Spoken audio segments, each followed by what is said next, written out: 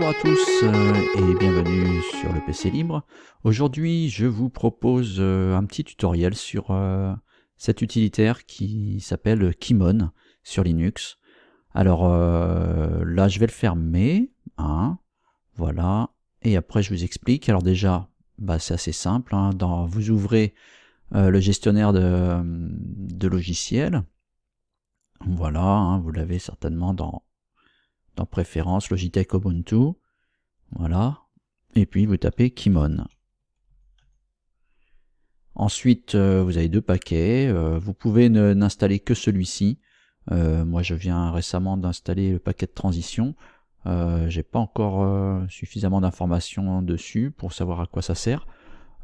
Sachez que juste celui-ci suffit, donc ce paquet là, vous l'installez, et ensuite vous pourrez le démarrer. Il se retrouvera dans votre menu graphisme, et si je ne m'abuse, il est là, Kymon. Ok, donc là je l'ai mis très très gros pour qu'on voit bien, et on va voir que si je clique, voilà, on voit que ça fait exactement ce qu'on lui dit.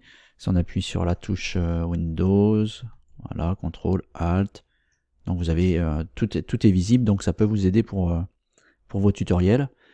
Donc on va voir un petit peu cette configuration. Je vais mettre ça par là. Il suffit de faire un clic droit dans l'espace entre les boutons, Settings, et donc on a cette fenêtre. Ok, vous voyez que ça fonctionne toujours. Alors les boutons, on a tous ces boutons là. Voilà, là j'ai tout enlevé. Donc le bouton de la souris, voilà, la touche Shift ou majuscule si vous préférez, la touche CTRL. Alors la touche Meta, qui peut s'appeler Windows ou la pomme, parce que on peut choisir de montrer ce que ça donnerait sur Mac. Et puis on a aussi la touche Alt, et ici le dernier carré qui reste, ce sont les touches du clavier que vous allez appuyer. Ensuite, Hold Keys, on peut dire de sauvegarder, enfin d'afficher un des caractères ou plusieurs. Par exemple, si je mets jusqu'à 4, vous voyez, on va voir les derniers caractères frappés, ils vont s'effacer effectivement dans l'ordre. Voilà, donc là moi je laisse à 0, c'est suffisant. Ensuite, on a un deuxième onglet dans les préférences, c'est MISC. Alors, le premier vous permet d'intervertir, même si moi je le fais pas, je suis gaucher, d'intervertir les boutons gauche et droite. Donc si je clique dessus, voilà, je clique avec le bouton de gauche et on voit que c'est écrit bouton de droite. Ok. Voilà.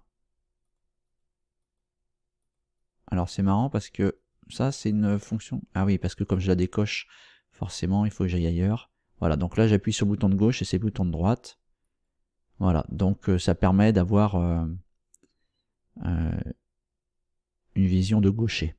Bon, donc là moi je ne l'ai pas coché. Ensuite on a cette deuxième option qui permet de simuler, si vous n'avez pas de clic central, pas de molette, eh bien vous pouvez cliquer dessus, et si vous appuyez sur les deux boutons gauche et droite, on voit que ça correspond bien au clic de la molette.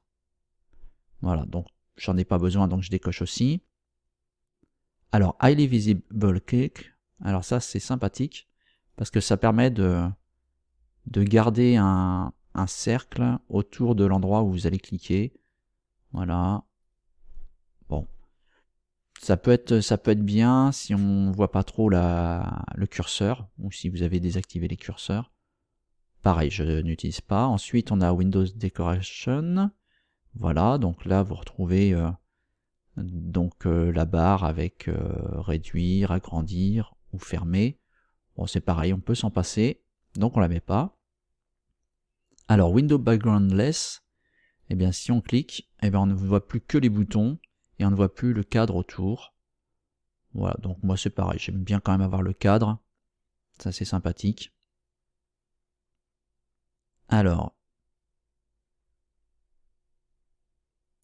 ça, cette option-là, Only Key Combination, alors montre une touche seulement quand elle est utilisée avec un modifieur de touche du style contrôle. Si par exemple j'appuie sur A, vous voyez là il se passe rien. Par contre si je fais CTRL A, là on le voit. Bon, alors je sais pas si ça peut être utile, néanmoins ça existe. Ensuite Stickies Mode. Alors là je sais pas à quoi ça sert à vrai dire. Make modifier keys be sticky. Alors je sais pas. Si j'appuie sur Alt. Enfin sur Windows. Ah oui d'accord, il laisse enfoncer. D'accord. Bon, ça on va l'enlever. Ça peut être utile éventuellement. Ensuite, on a la scale, donc la mise à l'échelle. Donc là j'ai mis un 8 au maximum. Moi pour mes vidéos j'utilise à 0,8. Donc vous pouvez voir hein, les différents réglages. Donc on va le laisser pour ce tuto à un 8. Le key time out, donc ça c'est le temps d'affichage de la touche que vous avez appuyée. Donc là c'est à 0,5 secondes. Si par exemple je mets à 1 seconde et que j'appuie sur la touche A, voilà. Si je mets 4 secondes, on va voir si ça touche, si ça marche. F, 1, 2, 3, 4, 5. Voilà, parfait. Donc moi je laisse à 0,5. C'est bien 0,2, ça va être beaucoup plus furtif. Voilà, vous voyez.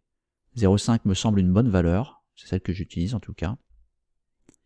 Pareil, vous avez la même chose pour la souris.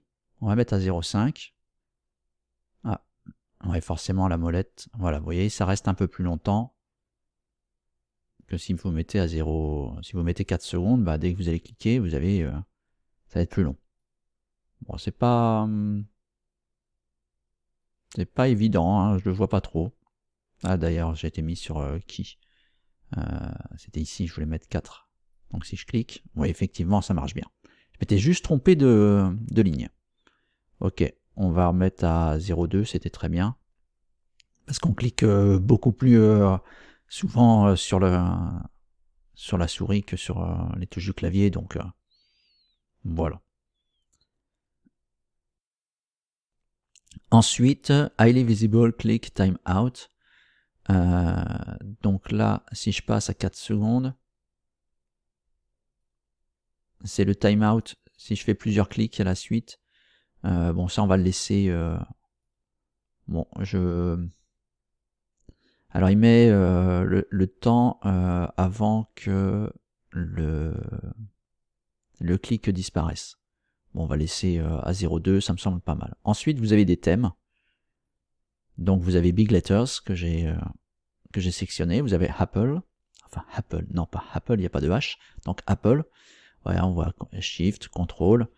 La touche Windows qui devient la touche Mac. Hein. Et puis, voilà, Alt, Option.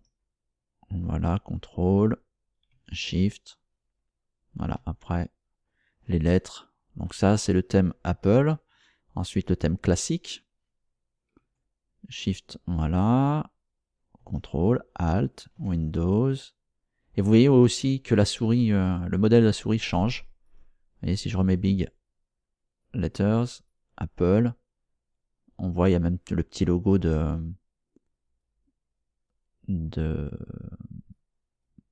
comment ça s'appelle, de Mac. Ok, ensuite qu'est-ce qu'on a après le classique? On a le clear. Bon, c'est un peu plus clair. Voilà. Et vous voyez à chaque fois hein, ça change légèrement. Ensuite, qu'est-ce qui reste? Modern. Voilà, vous voyez, c'est vraiment des styles, des thèmes différents. Oblivion. Bon, ça peut être bien si vous êtes sur un fond blanc. Vous verrez mieux, voilà, avec par exemple, vous pouvez combiner en enlevant le tour, la décoration autour des boutons. faut voir. Ça tester. Clear Ubuntu. Voilà, donc là, on a la touche Ubuntu. Voilà, on voit que tout ça, ça fonctionne. Voilà, j'aurais pu laisser ça comme thème, effectivement. Et clear commande. Voilà, clear, bah pareil, commande, bah c'est pour Mac aussi. Donc on va remettre Big Letters. Ensuite, vous avez le clavier que vous pouvez définir. Donc vous avez un clavier allemand parce que le logiciel est allemand. Vous voyez, si j'appuie sur le Z, c'est un Y. Là, je vais dans l'ordre. Hein. Vous voyez, le Y à la place, bah, c'est le Z, le U, I, O, P. Sur la deuxième ligne, Q, S, D, F, G, H. Bref. Donc ça, c'est allemand. T, R, A, Z, E, R, T, Y, I, O, P. Alors, je sais pas les différences. Il y a peut-être sur les touches en haut. Ouais. Ouais, si j'appuie sur le E commercial où il y a le 1 en haut de la lettre A là. Vous voyez, il n'y a rien qui s'affiche. C'est pour ça que je vais préférer plutôt celui-là. Tiens donc, ça ne marche pas non plus. Ah, c'est intéressant. C'est intéressant. J'avais jamais fait attention à ça. Ok. Et ensuite, on en a un US. Donc le US, si vous appuyez sur le A, Z, E, R. D'accord. Bon, ils sont dans l'ordre par rapport à notre clavier. De toute façon, nous, on utilisera le TRF comme français. Voilà. Donc là, on a vu à peu près toutes les fonctions qu'il y a dans ce petit logiciel Kimmon, pardon. Et bah, je vous invite à l'utiliser si vous devez faire des tutos parce que c'est bien pratique. Voilà. Là, je vais remettre à 0,8 la taille normale. Je vais fermer, voilà. Et maintenant, je peux le déplacer. Voilà. Et en général, je le mets en bas quand je fais du Blender.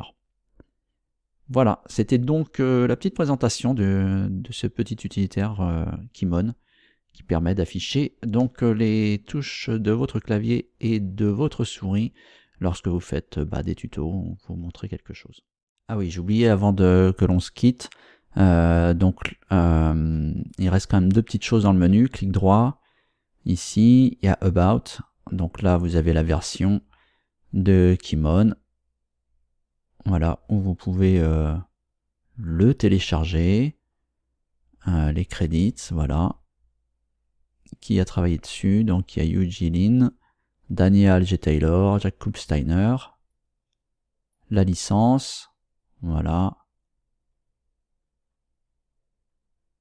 Et puis voilà, ça c'est ce qu'on peut voir dans la propos. Et puis une dernière chose, pour le fermer, donc clic droit toujours sur un espace vide.